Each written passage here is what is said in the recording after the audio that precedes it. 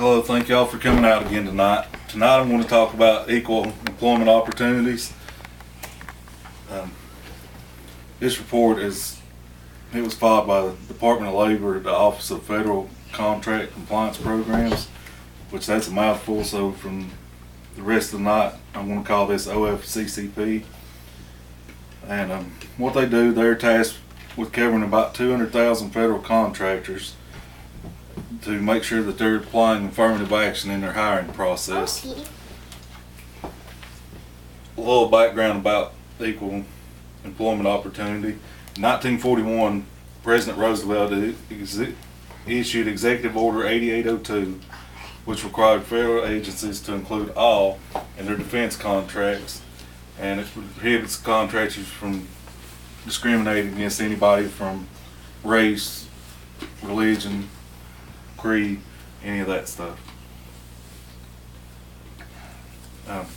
In 1965, President Johnson expanded those obligations, and he issued Executive Order 11246, and that basically just expanded that out to more federal contractors, not just in the Defense Department. And that made sure, same thing, that they were applying affirmative action to their hiring process, and that they were not discriminating against race, creed, national origin.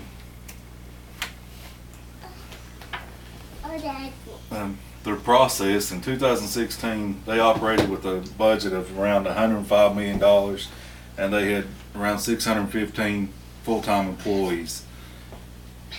They are directed from Washington, D.C., and make sure that that's applied to all federal contractors across the nation. As part of its enforcement, OFCCP has changed its compliance evaluations from being called active case management to active case enforcement. It's a little stronger wording, so I guess it makes them pay attention and hope that they don't get caught doing anything like that.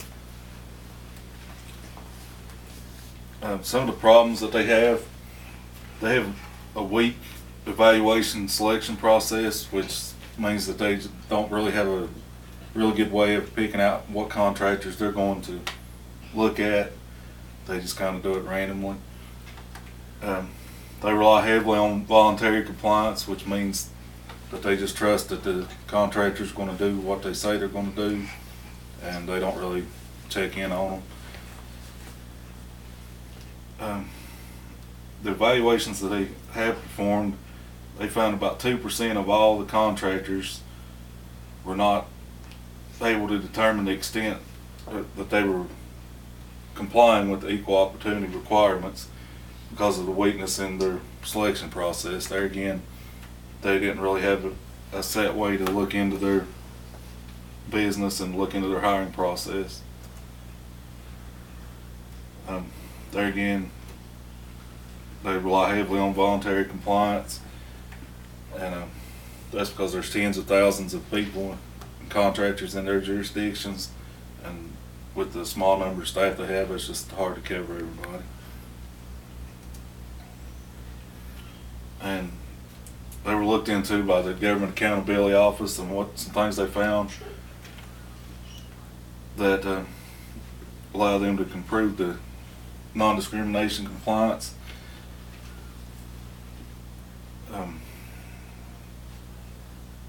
Most of the evaluations had no violations. However, most of the evaluations and the methods used to pick those people they excluded some of the contractors that were at the greatest risk. About 78% of the evaluations found no violations, and about 2% had discrimination findings, as seen in this chart that's included on here.